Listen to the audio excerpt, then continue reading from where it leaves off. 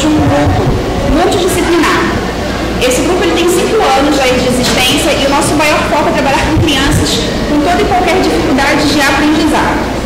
Eu venho da área de educação, né? Minha formação inicial foi em pedagogia, estive muito tempo em sala de aula, principalmente com crianças com dificuldades, trabalhei em redes grandes, com salas numerosas, com crianças com uma turma onde eu tinha já 5 crianças com diversos diagnósticos, né? Crianças às vezes que não tinham diagnóstico, e me intrigava muito por que eu não conseguia alcançar aquela criança.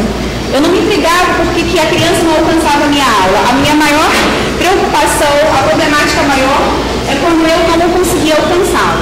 E isso me fez buscar novos caminhos. Eu fui para a psicopedagogia clínica, depois eu fui fazer uma especialização em neurociências na UFRJ e atualmente eu faço graduação em biomedicina. Então a minha busca constante sempre é como esse cérebro aprende. E hoje eu vou falar um pouquinho com vocês o que a gente já tem descoberto, o que a gente já tem feito na prática, né? Nessa minha caminhada de mais de 10 anos dentro dessas pesquisas, como que o cérebro aprende, como que é possível, dentro da nossa prática, como educador, fazer esse cérebro desenvolver novas habilidades. E a gente tem percebido muito, né, e por isso hoje o Grupo Escolhas, que é essa equipe multidisciplinar criada há 5 anos, a gente tem buscado estreitar essa relação com você, educador. Até porque se eu já venho de sala de aula, e se eu já conheço essas dificuldades iniciais que nós temos, de ter uma sala, onde nós temos ali, mesmo cérebros em todos os crânios, diríamos assim, de uma forma bem grosseira de falar, porém cada um com uma realidade, né? Todos o mesmo ideal, que todos contemplassem os objetivos escolares, porém nós temos ali várias realidades diferentes. Dentro dessas realidades diferentes, nós temos 3 pontos importantes. Cada indivíduo sentado ali na sala de aula, nós temos ali uma anatomia, nós temos uma linha fisiologia e nós temos também uma biologia. Isso é muito interessante. Então, dentro de uma anatomia específica, sabemos que todos os cérebros são capazes de aprender.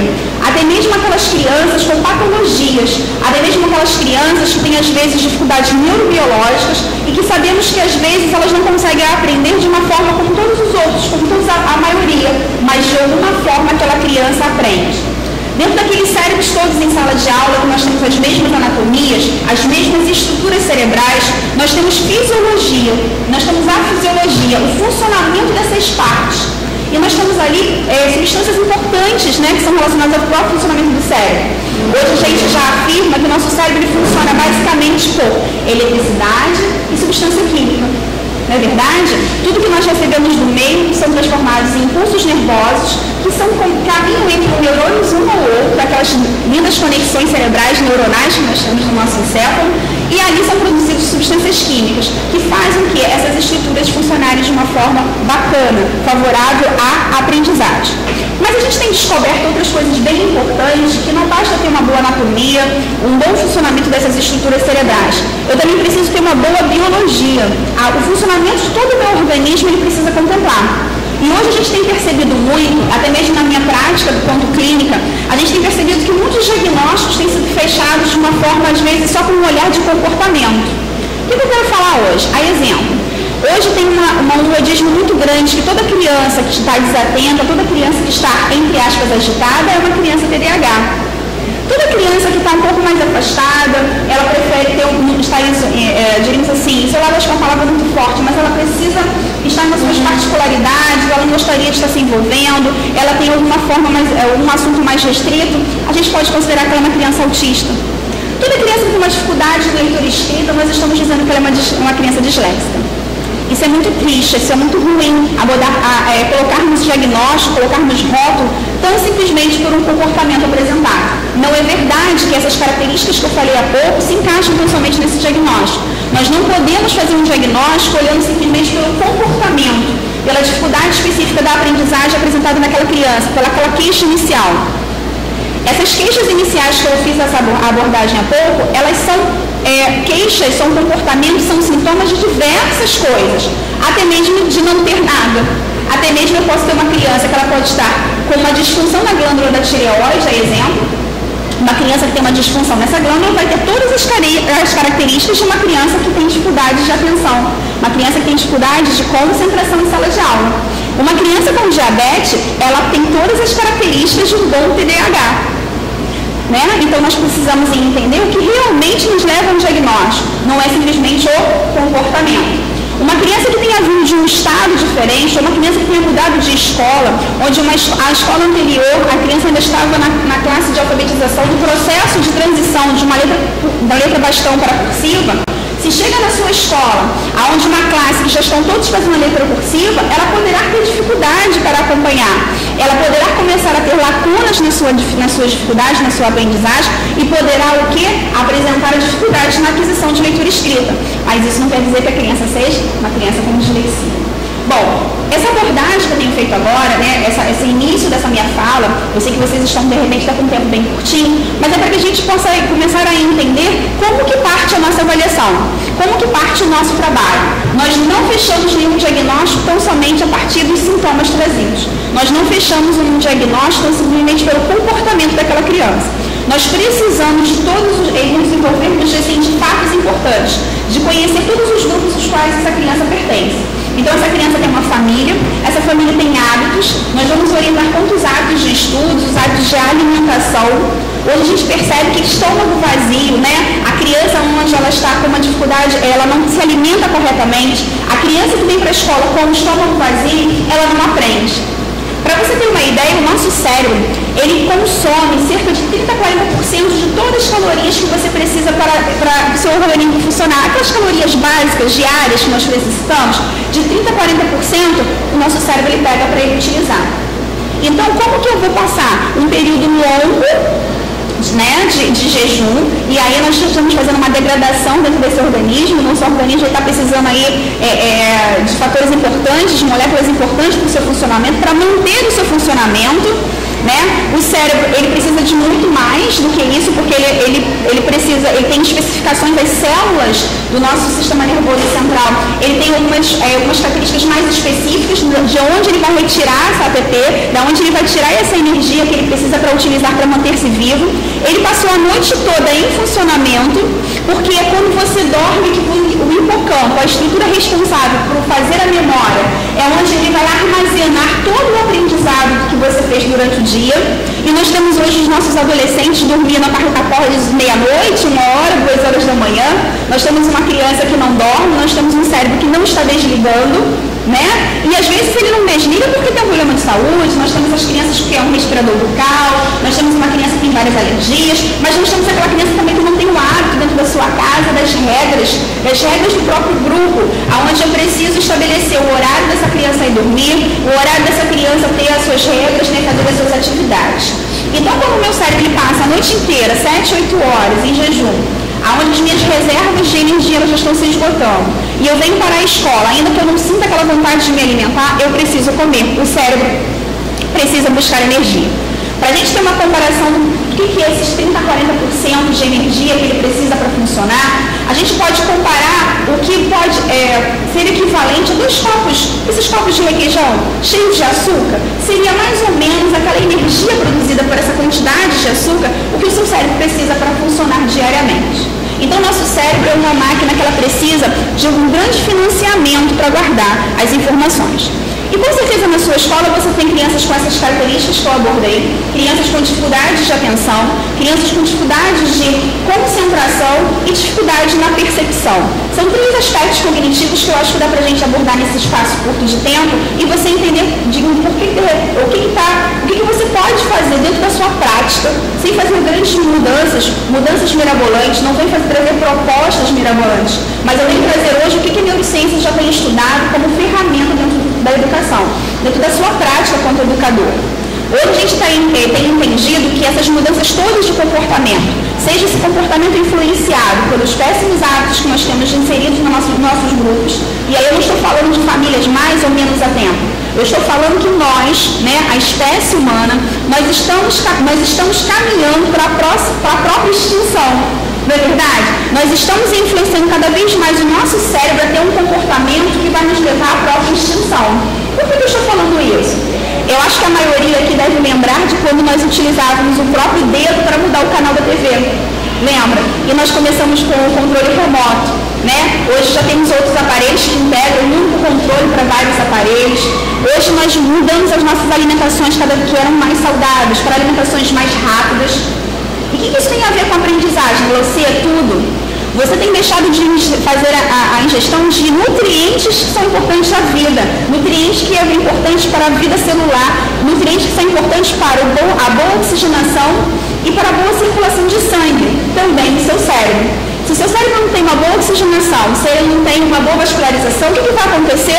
As estruturas responsáveis por guardar as informações, as estruturas responsáveis por manter essa região do cérebro aqui, essa região do cérebro que se chama pré-frontal, essa região do cérebro que vem para a sala de aula, essa região do cérebro que eu falei desses 3 aspectos importantes, se você não consegue fazer esse bom funcionamento, nós não vamos aprender. É aquele aluno que até te responde na sala de aula quando você pergunta durante esse período, mas daqui uma semana ele já não lembra mais daquele conteúdo. Na sua avaliação, ele não consegue transcrever quanto ele poderia, quanto você consegue perceber que ele é capaz. Então vamos falar de 3 aspectos cognitivos, da atenção, da concentração e da percepção. Agora olha que interessante, eu falei de 2 aspectos que parecem ser bem próximos, atenção e concentração. Olha que interessante, o seu aluno vem para a sala de aula, independente se ele tem hoje uma estrutura familiar, que promove a ele hábitos de estudo, hábitos saudáveis de alimentação, que tem as regras, que tem os limites, mas esse aluno ele pode ter algum fator neurobiológico que faça com que as produções de substâncias nessa região do pré-frontal não estejam sendo suficientes para ele manter, além da atenção, a concentração na sua aula. O que é diferente, Glaucia? Atenção e concentração. Ora, muita coisa. Todos estão me olhando. Mas será que todos estão concentrados na sua aula? De repente você está dando uma aula de ciências e você fala assim, por que no mar nós encontramos as algas? Aí tem um rapaz ou tem uma menina na sua aula que está assim, poxa vida, ela falou praia, mar, eu tanto queria ir na praia. Aí olha para a janela, o tempo está estranho, meu pai não vai me levar para a praia esse final de semana, mas também é culpa da minha irmã, porque se ela não tivesse feito bagunça, eu teria ido na semana passada. Aí olha que interessante, a sua aula está correndo. E aquele indivíduo está pensando na praia, esse indivíduo começou a pensar no pai, no tempo, na irmã, na bagunça, no castigo, na consequência. Eu comecei a puxar vários assuntos desencadeados de uma única palavra. Neste momento, meu cérebro começou a pensar em outros assuntos e olha que interessante. Parece muito fácil voltar à aula, não é? Porque eu não lembrei de qualquer pai, eu não lembrei de qualquer irmã, eu não lembrei de qualquer praia. Quando o meu cérebro busca informações de pessoas e lugares que você já esteve ou conhece, ele faz novamente a conexão com aquela fala, com aquela pessoa, ele traz à memória todas as informações referentes àqueles assuntos específicos. Com isso, a minha concentração já foi embora. E a percepção, Glaucia? Quando eu não consigo refletir, quando eu não consigo trazer a fala do professor para dentro da minha vivência, para dentro da minha realidade, quando nós temos um grande educador que fala como é a aprendizagem de se dar, eu preciso receber essa informação, eu preciso comparar com o que eu já tenho dentro do meu cérebro, não é verdade? Para que eu possa decidir se eu vou acomodar esse novo conceito. E eu preciso daí desses aspectos cognitivos e da percepção também. Eu preciso fazer uma boa interação com esse assunto novo que está entrando. E aí, diante dessa minha fala, que você já percebe que tem essas 3 áreas muito deficientes, vocês com certeza já lembraram de vários alunos, você, o que é isso realmente, quando eu tenho realmente uma criança que tem essa dificuldade nesses aspectos, dentro do cérebro, o que está acontecendo? Aí eu vou dizer uma coisa bem importante para você. Nós temos várias áreas no nosso cérebro, Nós temos a nossa caixa craniana, tudo que está dentro da nossa caixa craniana nós denominamos encéfalo. E nós temos a parte comum que nós estamos trazendo hoje, a abordagem, que é o nosso cérebro. Dentro do nosso cérebro, nós podemos trazer uma parte importante, que é o que vem para a sala de aula, que está todas as manhãs, todas as tardes, chega aqui à sala de aula, é essa região aqui da frente, o lobo frontal, e especificamente essa região, o lobo pré-frontal. Aqui estão as funções executivas. O que seria isso? Todo o planejamento para a resolução de grandes problemas. A exemplo, há pouco vocês estavam temerosos se ia dar tempo de eu chegar, vocês têm uma agenda a cumprir, vocês têm várias atividades, alguns imprevistos aconteceram, e a todo instante vocês estavam pensando em novas soluções para que vocês pudessem continuar todas as atividades diárias. Nesse momento, se nós pudéssemos fazer fotos dos encéfalos aqui presentes, essas regiões aqui estavam bem acessadas. Nesse momento, quem estiver prestando atenção de você, poxa, isso é interessante, eu vou estudar um pouco mais sobre isso, ou eu já ouvi falar alguma coisa, essa região aqui está bem acesa, ela está concentrada. Você está nesse momento, diríamos assim, estimulando uma fábrica. Vamos fazer de conta que nós temos uma fábrica nessa região. E o produto produzido por esta fábrica nada mais é do que neurotransmissores. Substâncias que fazem você ter aqueles 3 aspectos anteriores que eu comentei bem ativos. Então nós temos ali a serotonina, a dopamina, a noradrenalina, e quanto mais for interessante o assunto para você, mais essa região ficará acessada e menos você vai pensar em outros assuntos. Agora, se eu tenho uma pessoa que essa fábrica ela não produz essas substâncias com uma quantidade necessária para manter esses aspectos, seria muito fácil, qualquer palavra gatilho, essa criança desviar a sua atenção. Glaucia, mas você não conhece essa criança na sua totalidade. Se você pega essa criança, coloca numa aula de informática, se essa criança está em casa, está diante da televisão, Glaucia, ele passa umas 2 horas, pode começar a Terceira Guerra Mundial, que ele nem vai ouvir. Não é verdade? Muitas pessoas também têm alguns exemplos para me falar disso aí. E aí eu vou falar uma coisa bem bacana para vocês. Quando nós estamos na sala de aula, quando nós estamos prestes a resolver um problema muito importante, nós estamos utilizando o pré-frontal, onde nós falamos as funções executivas, o cérebro executivo. Quando eu estou diante de uma coisa prazerosa, quando você pensa numa coisa de sublazer, quando vocês pensam na família, no programa que vocês vão fazer juntos com a família, quando você pensa em ler um bom livro, quando você pensa em fazer alguma coisa que te traga muita felicidade, agora eu vou apresentar uma outra região para vocês. Se nós fingíssemos que as minhas mãos são os 2 hemisférios, eu vou abrir os hemisférios, estou te apresentando um único hemisfério. Vou abrir mais um pouquinho e vou te apresentar o cérebro primitivo. Aqui eu achei o sistema límbico. No sistema límbico existe uma estrutura muito interessante que se chama sistema de recompensa. Todas as vezes que você está diante de uma situação, o seu cérebro fala assim, isso vai me dar prazer? Se ele achar 50% de chance do negócio vai dar certo, ele fala assim, cara, eu vou tentar, isso vai ser legal, isso vai ser bacana. Se você estiver diante de uma coisa que ele já tem certeza, como um bom jogo, né? A criança, um bom jogo no computador, tem certeza que aquilo ali é diversão na certa, na mesma hora existe uma grande produção de dopamina nessa região. E aí você tem essa criança que antes tinha uma mega dificuldade de atenção na sala de aula, horas e horas cercadas daquela situação de atividade. Então, isso explica por que eu tenho uma criança mega desatenta quando ela está numa situação de prazer que não é por ser vergonha, né, por não ter vergonha, por ser uma criança espertinha, é porque são regiões do cérebro diferentes. Por exemplo, vocês falam aqui nessa fala, daqui a pouco vocês vão começar a ficar mais cansados, com sono. Vocês vão começar aqui, o cérebro assim, cara, vamos dormir, vamos aproveitar que a gente está aqui bem acomodadinho, né? Se você estiver na sua sala de aula, você passa horas e horas. Por quê? São áreas do cérebro muito diferentes. São áreas do cérebro que você precisa sustentar e produzir substâncias diferentes. Aliado a isso, sabendo quando você consegue ou não prestar atenção, o que eu posso trazer para você agora para a sua sala de aula? Tá bom, Glaucia, já entendi que o camarada tem dificuldade de manter a concentração quando ele está diante de uma coisa monótona. Já entendi como está uma questão de prazer, na verdade uma coisa estimulante, ele consegue manter essa concentração por mais tempo. Sim, se a gente pensar numa tela de computador, se a gente pensar num jogo de computador, imagine aquela tela o tempo todo fica mudando. Você não precisa fazer grandes... Gente, nós diante de um jogo, você não precisa organizar dados, você não precisa fazer boas interpretações, você não precisa determinar ali que tipo de operação matemática você vai realizar, ou que tipo de justificativa você terá que fazer, ou produzir um bom texto. Você precisa apenas fazer o quê? Seguir os caminhos, onde aqueles brilhos já vão te mostrar para onde você vai. O tempo todo você muda de fase, uma boa recompensa para aquela sua atividade, não é verdade? O camarada estava de verde, agora ele está de azul, estava de lanche, agora está de carro, estava no deserto, está na praia. E o professor? Quantas vezes a tela atrás de mim mudou? Quantas vezes vocês receberam estímulo? Quantas vezes vocês foram recompensados por prestar atenção no que eu estou falando? Mas quando a gente traz algo que nós possamos atingir esse sistema de recompensa, isso vai mudar. Qual é o grande desafio hoje do educador? Glaucia, nós estamos disputando com a tecnologia. Nós estamos perdendo, nós estamos na desvantagem. E aí eu venho trazer uma coisa bem bacana, que é o que nós estamos pesquisando hoje.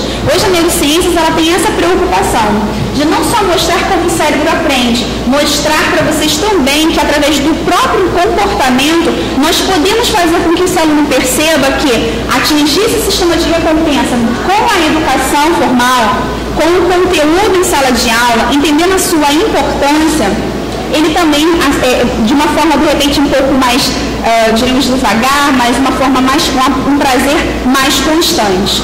Por que um prazer mais constante? Vocês devem selecionar para adolescentes. E vocês percebem que depois dos 12 anos nós começamos com algumas fases onde se torna um pouco mais difícil atingir esse camarada. Está percebendo? faz parte de um processo muito natural. O nosso cérebro, desde que nós nascemos, ele começa numa fase de maturação. E essa maturação que começa daqui da parte de trás até o pré-frontal, começa gradativamente. Com 1 ano de vida, aliás, se nós pudéssemos voltar bem no início, quando o bebê nasce, nós nascemos com milhares de conexões, de fios, de ligações, querendo se firmar, querendo fazer conexões, tomadinhas. Vamos fazer uma comparação a tomadas, fios elétricos. E aí, com 1 ano de vida, essa população já aumentou mais de 3 vezes. Então, nós temos milhares de conexões. Não estou falando de células, de neurônios, estamos ainda de conexões. Conforme você vai estimulando essa criança, essas conexões elas são ligadas. O que é isso para você na minha prática? São as habilidades. Todas as habilidades que você vai desenvolvendo com a criança. E aí essa criança vai ligando essas tomadas. Só que parte de um momento o cérebro começa a falar assim, olha, tem excesso de população, eu vou começar a dar uma faxina, eu vou começar a jogar fora tudo aquilo que você não está aproveitando. E aí nós começamos, vocês vão identificar dentro da sala de aula, com 2 anos, 2 anos e meio, a autoafirmação. Depois nós temos uma nova fase, que isso vai ser novamente imposto pelo cérebro, aos 7 anos de idade. 12 anos começa aquela fase, ninguém me ama, ninguém me quer, eu não tenho um brinquedo nesta casa, né? Começa aquela fase de que, mas depois essa criança ela começa a ficar dentro das suas próprias toquinhas, né? Começa a achar feio que a mãe beije na hora de pegar na escola. Não, poxa pai, me deixa na esquina, que eu não me camo se me levar até lá. Não quer mais ir na festa com você, não quer mais na reunião de família, né? Já não quer mais te acompanhar e você se torna o pior pai ou a pior mãe do mundo, ele não quer sair mais comigo. E nessa fase, uma outra coisa bem interessante que a gente nota é quando o cérebro começa a recalcular o seu eixo diante daquele ambiente que você mora por muito tempo, que nós tornamos o quê? O adolescente estabanado. Parece que a casa foi encolhida de madrugada e seu filho começa a trombar nas coisas, né? Os meninos nós evidenciamos muito mais do que as meninas, mas eles começam a trombar nas paredes, nas quinas dos armários, né? Por quê? Porque o eixo, o cérebro começa a recalcular. Interessante que ele só tropeça muito mais em ambientes em que ele está há muito tempo. Está percebendo? Né? Por quê? Porque quando nós chegamos em um ambiente novo, o seu cérebro faz uma varredura de todo o espaço, né? Então nós vamos com mais cautela. Eu cheguei há pouco, eu vim andando com muita cautela. Nesse momento, o meu cérebro já fez toda uma varredura e eu já sei mais ou menos quantos passos eu preciso, caso eu tenha que descer e ir até vocês.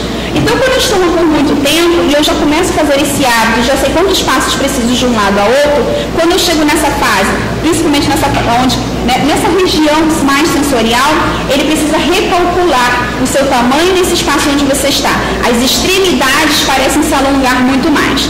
Só que nesse momento acontece uma coisa bem, diríamos assim, não corre a nosso favor dentro da sala de aula.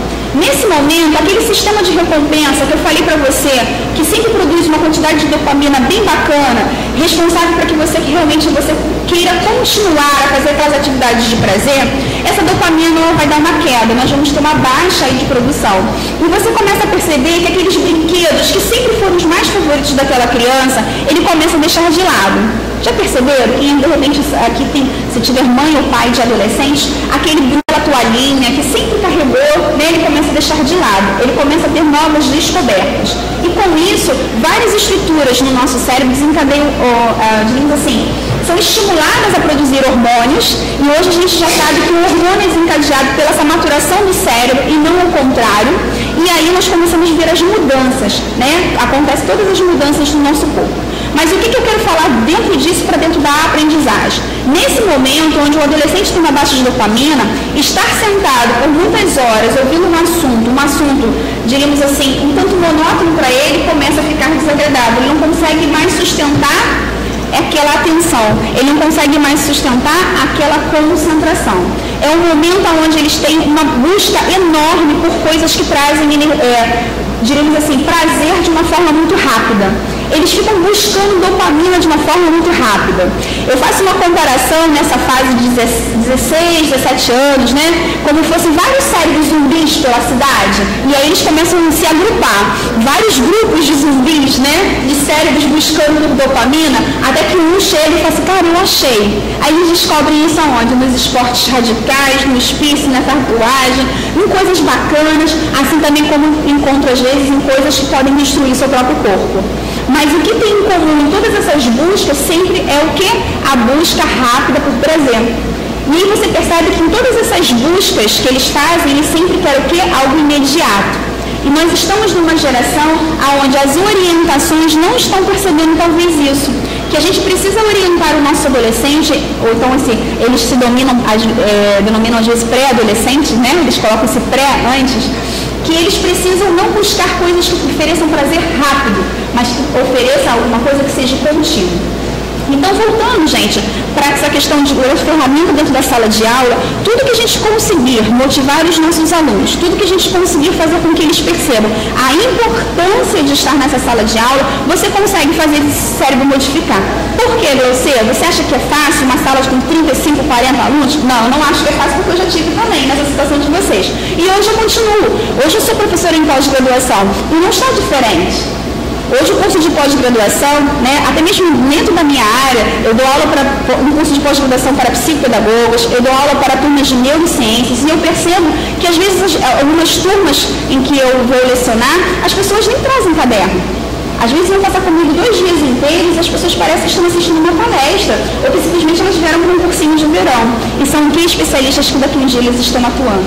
Então eu sempre tenho trazido isso, a importância de como está o nosso comportamento. Se o seu cérebro não entender que aquela informação que você está recebendo, que ela é importante para você, que ela vai ter uma função, e se você não entender e você não conseguir achar uma motivação, você não aprende. Então eu tenho que usar o quê? 2 coisas importantes, as 2 coisas abordadas nesta tarde. A função, esse enunciado do seu exercício, a atividade que você está fazendo para fixar, ela precisa ter uma função. Como que você vai dar função? Você sempre fazer uma comparação, trazer sempre para dentro da realidade dele, aonde ele vai utilizar. Eu tenho uma coisa bem importante, virou até enquete de internet, né? Depois eu acho que vocês podem também participar, caso achem isso interessante. Eu tinha dificuldade quando eu pequena para aprender matemática. A minha vinha assim, eu sempre sou uma pessoa do porquê. Se eu não entender porquê, eu não paro de pesquisar.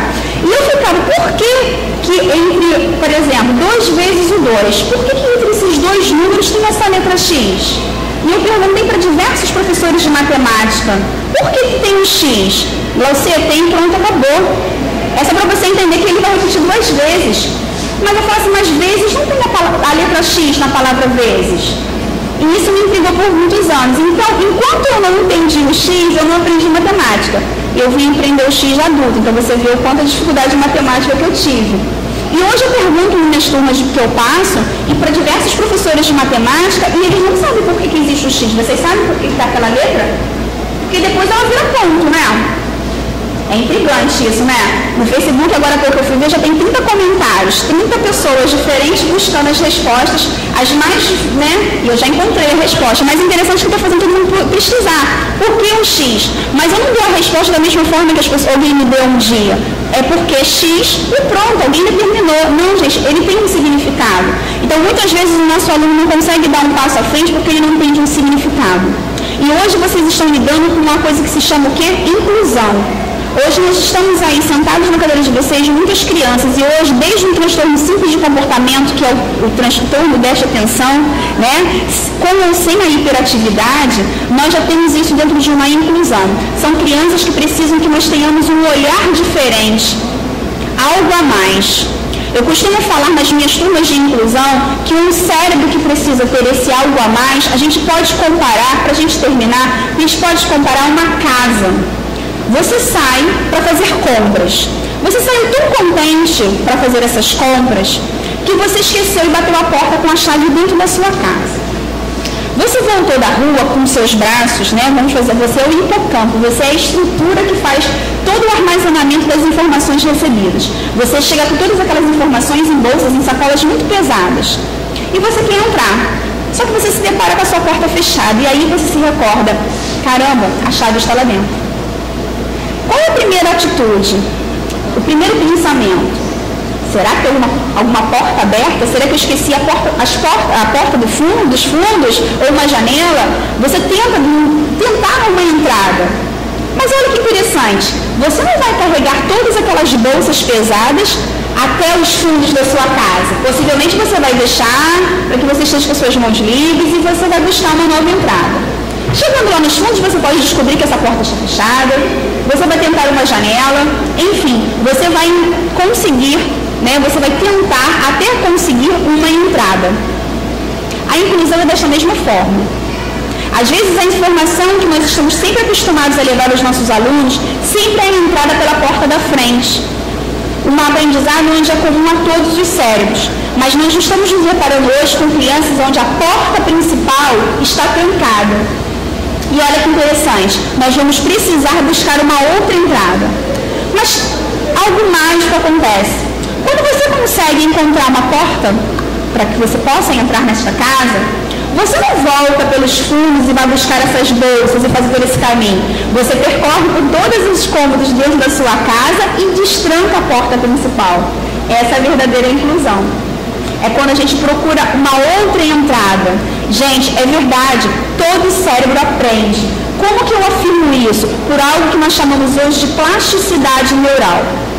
A plasticidade neural, ela não acontece, não é um evento, não é uma emoção, e não só acontece em crianças com dificuldades de aprendizagem, ou crianças que têm fatores neurobiológicos. Nós fazemos isso na nossa vida toda. Nós aqui somos de uma época onde, se nós não aprendêssemos inglês até os 10 anos de idade, você não aprenderia mais. Lembra que você era condenado a isso? É bom vocês lembrarem, eu me achava que estou velha demais, né? Ninguém fala na sua cabeça que é isso, né? Nós somos de um tempo que se nós não andássemos de bicicleta aos 24 anos, você também não poderia mais. Que pessoas da terceira idade, elas nunca poderiam entender a informática, lembra? E hoje nós estamos descobrindo que isso não é verdade. E mais interessante, pessoas que tinham acidente vascular cerebral, pessoas que tinham, né, lesões importantes, mas estavam condenadas a ver as suas vidas. E nós começamos a perceber que essas pessoas, elas recuperavam suas funções e as habilidades, elas voltavam. De uma forma mágica? Não. Novas estruturas à volta daquela lesão, né? Células se modificavam e aquelas habilidades, nós teríamos, na verdade, que aprender a aprender. Voltar a falar, voltar a andar, voltar a desempenhar as habilidades que tínhamos perdidos com um acidente. Então, partindo desse princípio de que nós mudamos estruturas cerebrais, e eu estou falando de parte física, parte tocável, eu estou falando de célula, eu estou falando de neurônio que vai conversar com o neurônio, informações que são processadas entre eles. Nós conseguimos isso com uma atividade simples.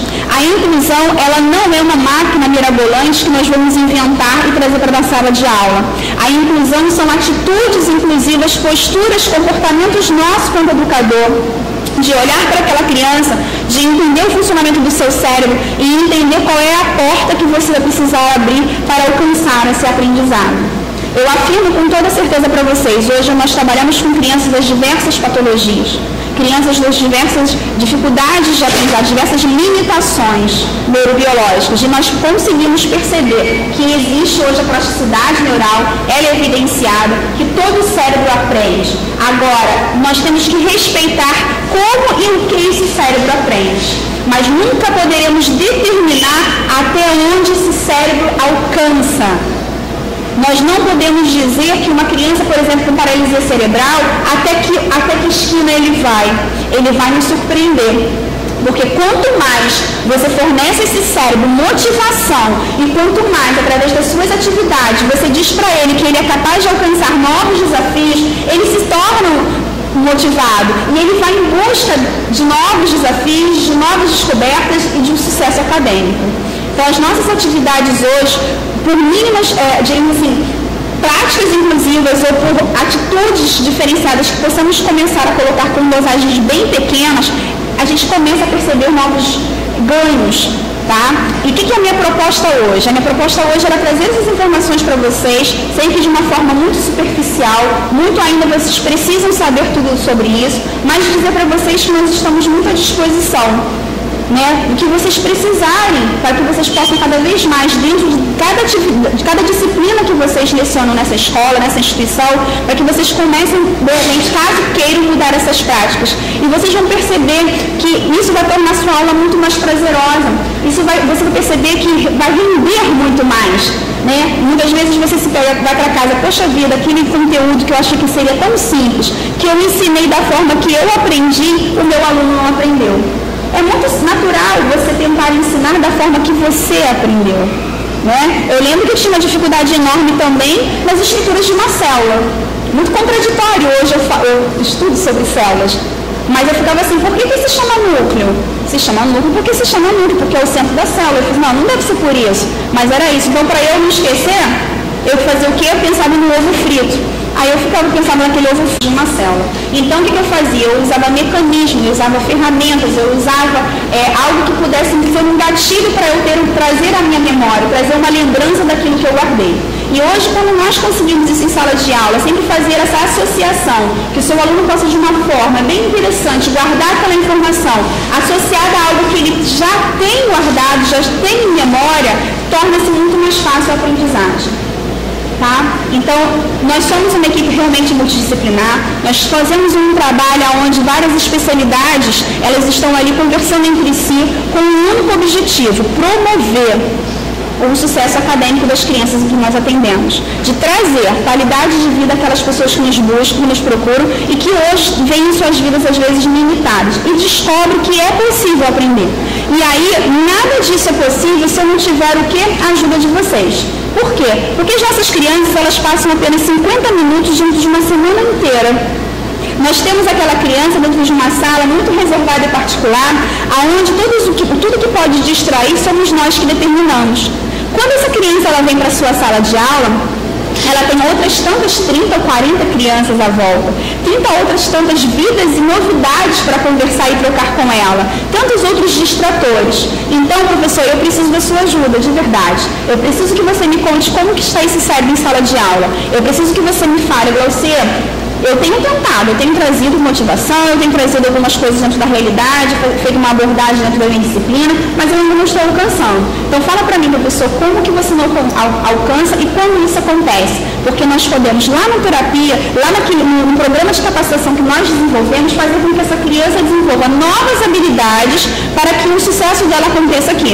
E o mais interessante, eu não sei se vocês já começaram a receber, se vocês receberam das crianças que nós atendemos, se não, vocês estarão recebendo. Nós estamos mandando para as escolas, junto com as pastinhas, com os relatórios de atendimento, orientações dos diversos profissionais que trabalham com essa criança. Então, se eu tenho uma criança que tem dificuldades de aprendizado, uma criança que tem dificuldades de atenção, possivelmente você vai receber orientações do fonoaudiólogo, do psicólogo, do psicopedagogo, do educador psicomotor, de vários outros profissionais que fazem parte dessa equipe. Ainda que essa criança não esteja em atendimento por todos os especialistas. Mas a gente entende hoje que andar sozinho não vai mais. Nós precisamos caminhar sempre juntos. Nós não conseguimos deter todo o conhecimento. Eu preciso trocar com vocês. E eu preciso trocar e entender quais são as dificuldades da sala de aula. Então, hoje foi meu primeiro contato com vocês. Eu espero que tenha sido de uma forma proveitosa, né? Mais uma vez eu peço desculpas pelo horário. Amanhã não, na próxima sexta-feira, nós estaremos em Campo Grande, caso vocês queiram, eu posso dar mais informações, fazendo um workshop. Esse workshop ele acontece anualmente. Esse ano nós estaremos fazendo abordagem de dois assuntos bem interessantes. Eu vou estar falando um pouco mais sobre neuroeducação e nós temos a nossa médica neuropsiquiatra, a doutora Gabriela Krenzel, que nós estamos falando sobre o transtorno de humor bipolar na infância. É um assunto pouco abordado, pouco conhecido, né? Transtorno de humor bipolar infantil, isso é possível? É possível. O transtorno a gente não pega, nós vamos nascer e ele vai ser desencadeado, né? De acordo com os estímulos recebidos dos grupos. Então nós temos a nossa neuropsiquiatra que vai estar fazendo essa palestra, eu vou estar falando um pouco mais sobre neuroeducação e nós temos o nosso contato, ainda que você não tenha na sua sala de aula uma criança que seja atendida pelo grupo Escolhas, você fique muito à vontade em fazer perguntas, em trocar, tá? Esse é o nosso objetivo. A partir desse ano agora de 2014, nós estamos trazendo essas informações para dentro da sala de aula e a gente tem certeza de que com isso a gente consegue ter mais sucesso. E eu quero agradecer assim, a atenção de vocês, a disponibilidade de ficarem até o final. Eu percebi que ninguém saiu, né? Tá? E fiquem com Deus. E caso vocês queiram fazer alguma pergunta, vocês estejam à vontade. Sim, pode ser mesmo. Tá bom.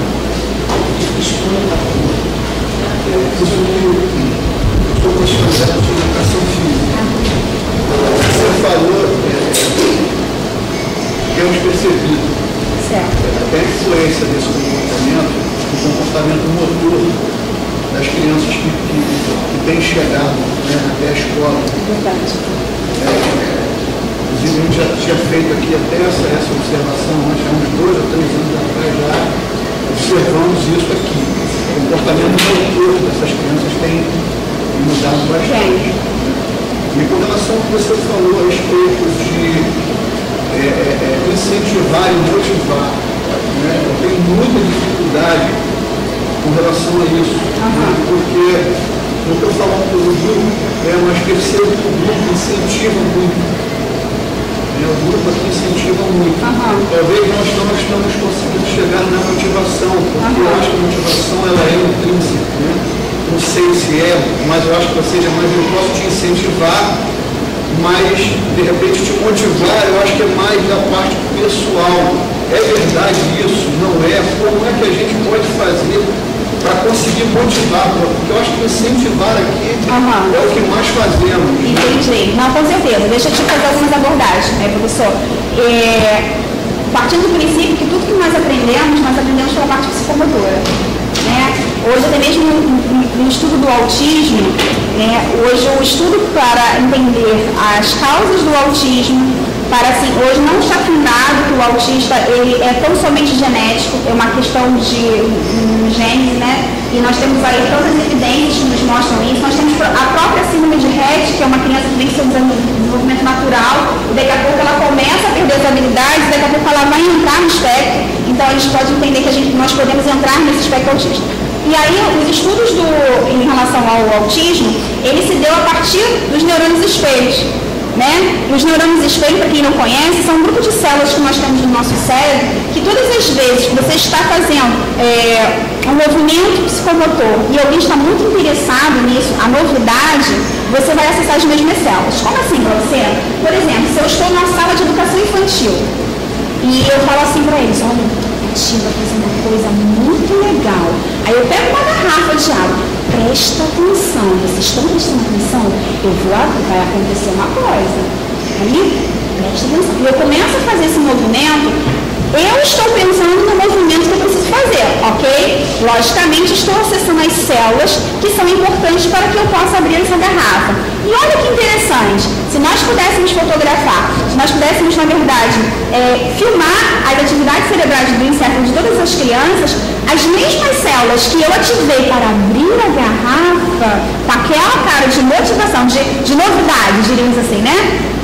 Eles também iriam fazer. Então, hoje, acessar as células dos neurônios espelhos das crianças com autismo, elas têm sido um grande desafio para que nós possamos tornar a aprendizagem um tanto mais acessível a eles. Por quê? Porque nós aprendemos pela parte psicomotora.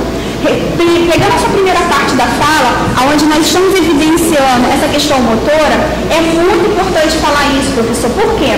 Esses dias mesmo eu estava falando, até mesmo da dificuldade de matemática, né, onde nós tínhamos antigamente, não sei quem já brincou aqui quando pequeno, de pular o meio-fio, né? Nós brincávamos de pular o meio-fio, de caminhar sobre o meio-fio, né? Nós brincávamos de árvore, nós estamos fazendo com o quê? Quando eu falo que nós estamos caminhando para a nossa extinção, é porque nós estamos deixando de fazer coisas que fazem com que o nosso cérebro se mantenha vivo. O cara que inventou a tecnologia, ele é um cara muito inteligente, teve vida longa ao rei. Porém, nós que estamos somente utilizando. Eu sou de uma época onde nós todos tínhamos uma atividade dentro da nossa casa. Você tinha dentro da sua casa, da comunidade que você vivia, a sua função. Se eram 5, um arrumava a cama, lavava a louça, do almoço, do lanche, e se alguém não fizesse, ninguém ia sair no final de semana. Hoje as crianças, elas vivem em quê? Em hospedagens. Elas vivem, né, nas suas pousadas. Aonde eu vou chegar, eu simplesmente vou fazer um esforço de tirar minha roupa e deixar pelo caminho. Daqui a pouco a camareira vai passar, vai recolher tudo e já vai avisar que está na hora do meu lanche. Hoje nós vivemos nas pousadas, nós estamos matando os nossos filhos. Todas as atividades psicomotoras que nós estamos podando com muito carinho e amor aos filhos, não permitindo que eles não desenvolvam esse esforço, o cérebro executivo ele está afundando. Quando você não precisa mais chorar, como antes nós fazíamos para arrumar a cama, o lençol que escapava do outro lado, lembra? E lembra quando você aprendia que amarrar a pontinha ele ficava, tu parava assim, caramba, eu sou bom. Aí depois eu descobri que o bairro todo já tinha feito aquilo, né? Mas era uma descoberta que você fazia pela tentativa e erro. O que isso ajudava na escola, você? Tudo. Te ajudava em matemática. Você medir, você saber a distância, o quanto você tem que fazer aquele nó, a força, todas as atividades envolvidas. As meninas precisavam lavar a calcinha debaixo do chuveiro, era vergonhoso esquecer um registro, lembra? Como nós sofríamos, né? Era vergonha. E hoje, né? Hoje elas têm nojo de lavar a calcinha, né? Gente, bombril, as meninas têm nojo, elas desenvolvem a psicomotricidade fina, né, gente? Que ela tem nojo de botar a mão no bombril. Todas essas coisas, professor, que elas estão sendo tolhidas das nossas vidas, né? Todas essas práticas motoras, de uma forma global, mais grossa e uma questão fina, tem trazido para a sala de aula as dificuldades de aprendizagem. A questão da motivação, ela é muito interessante que você colocou. Sim, eu preciso ter uma motivação, uma automotivação.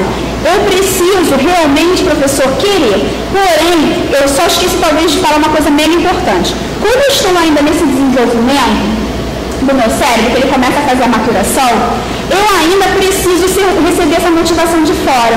Você só consegue ter essa motivação quando você consegue fazer a maturação na tua pré-frontal. Vou te trazer por quê? Porque a gente começa a fazer a maturação, tá?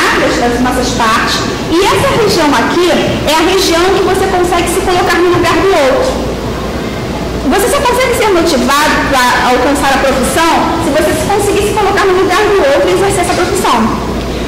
Por que o nosso Código Penal é 18 anos? Porque só os 18 anos que você conseguiu, supõe-se, na verdade não está decretado, né? Tem neurocientista dizendo que até os 30 anos nós somos jovens, e eu fiquei mega feliz, né? Descobri que até 8 anos atrás eu era adolescente, né?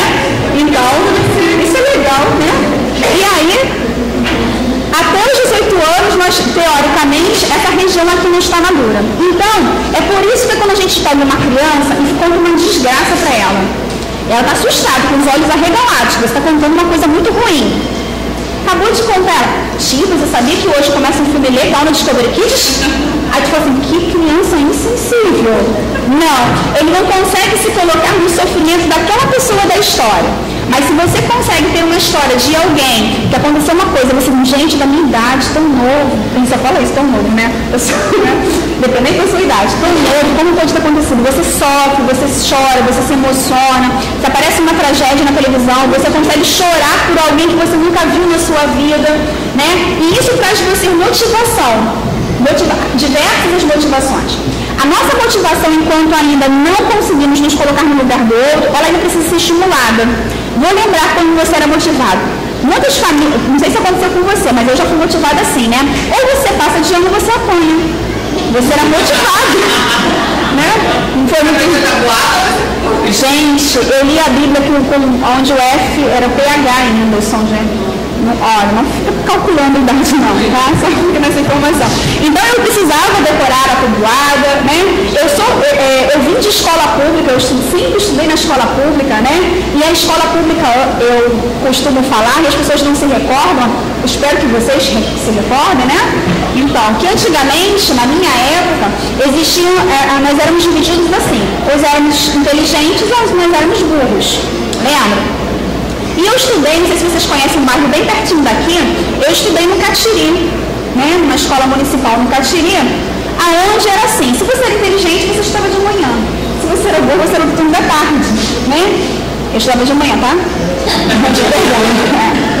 Só que às vezes eu ficava até o turno da tarde, porque eu não conseguia decorar os pronomes.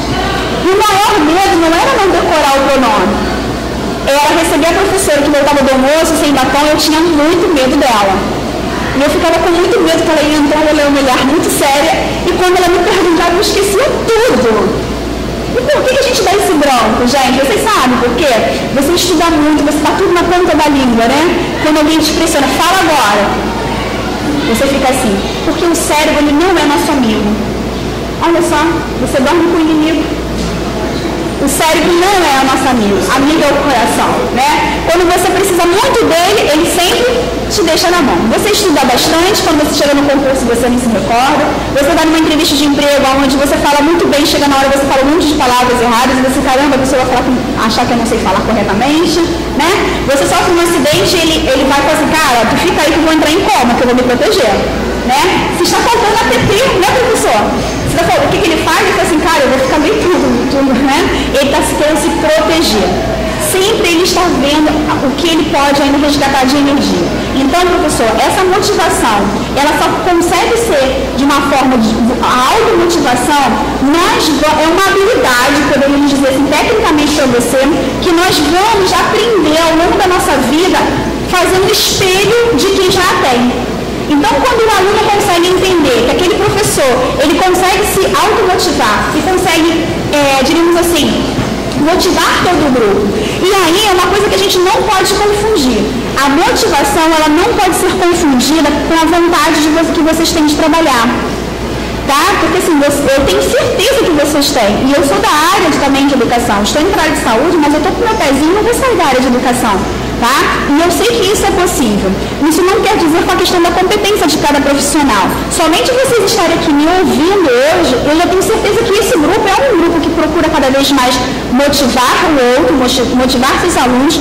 A automotivação faz parte dos interesses que vocês têm para que vocês consigam continuar com todas as dificuldades que vocês encontram dentro desse sistema. Né? Somente vocês querem ouvir um pouquinho mais de como esse cérebro funciona, isso me mostra que vocês têm essa automotivação.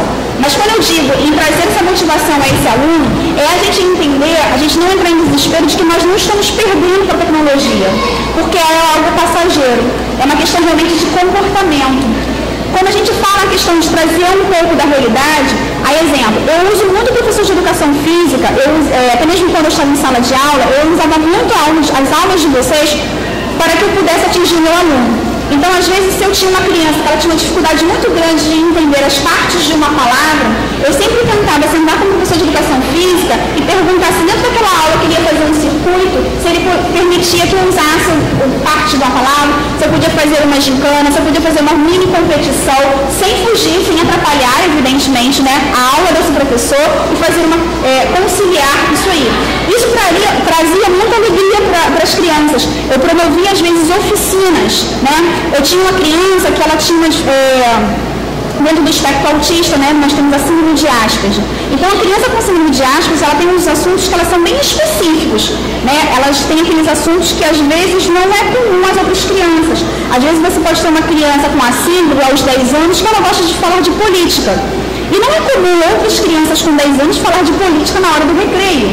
Então, como que a gente podia motivar essa criança a continuar estudando as outras áreas em que para ela não era interessante?